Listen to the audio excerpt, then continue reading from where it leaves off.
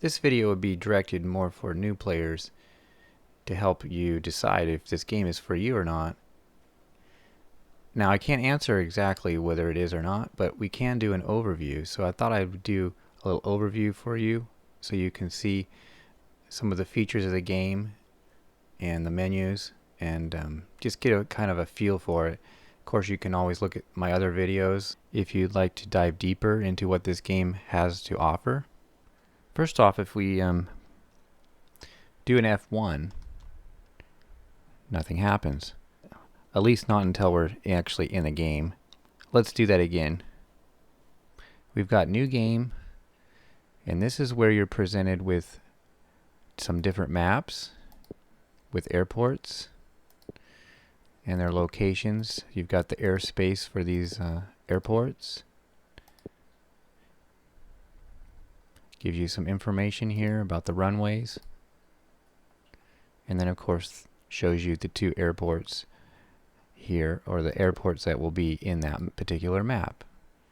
Denver has one in this case, and London area has two in this case, and New York has three. And also will present you with your highest reputation that you've gotten, your reputation points that you've gotten since you last played the game, as long as you weren't in sandbox mode. And we've got a tutorial button here which takes you through some basics of the game, how it works.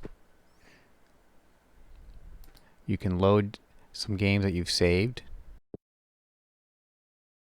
Your list of saved games will be in here. You can also delete them going through the load menu. And then there's replays that if you've saved a replay, and a replay is basically a recording of a game that you've been working on or playing, and then you can replay it back at higher speeds.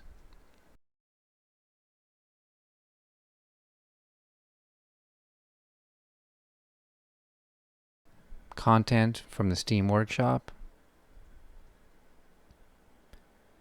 And then we've got options. These are all different settings, or audio settings, video settings, interface, gameplay, a few settings in here. You can turn off the voice, transcript, and controls, key bindings, and then reset. You can reset different things, or you can reset it all. Be careful in here because this obviously is what it does, resets. So kind of make sure you know where you're resetting if you've got some favorites. Let's go ahead and take a look at the settings menu in the game.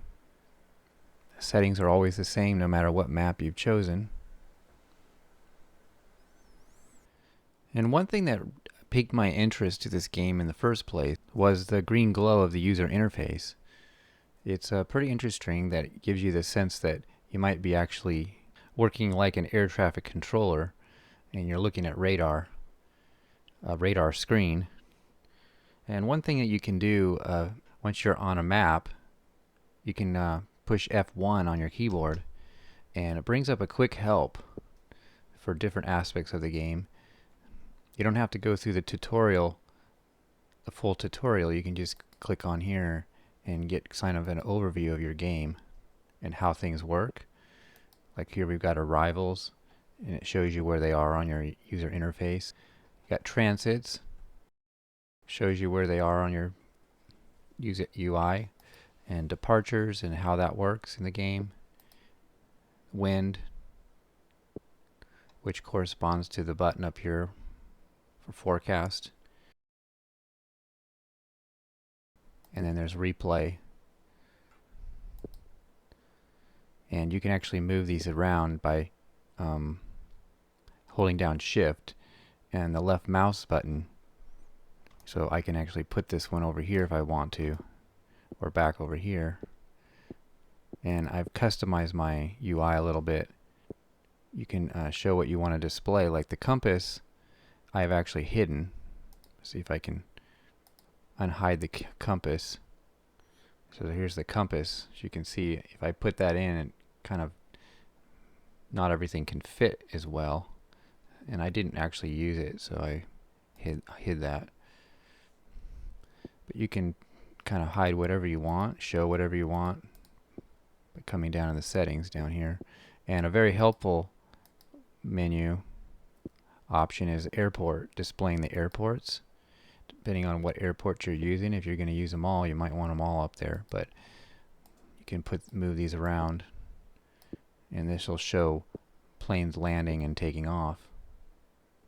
Here's our deployment screen, radars, nav points, and then here's our management screen.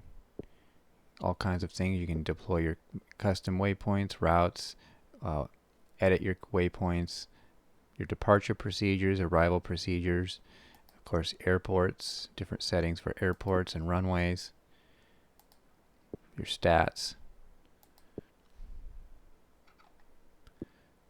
Here's our forecast screen. This will be the list of arrivals and departures. You can see here's our arrivals and departures screen. We've got a screen for toggling the full screen, getting rid of the UI, hiding that, and clicking on escape brings it back. We've got some tools you can work with, doing some marking on your screen.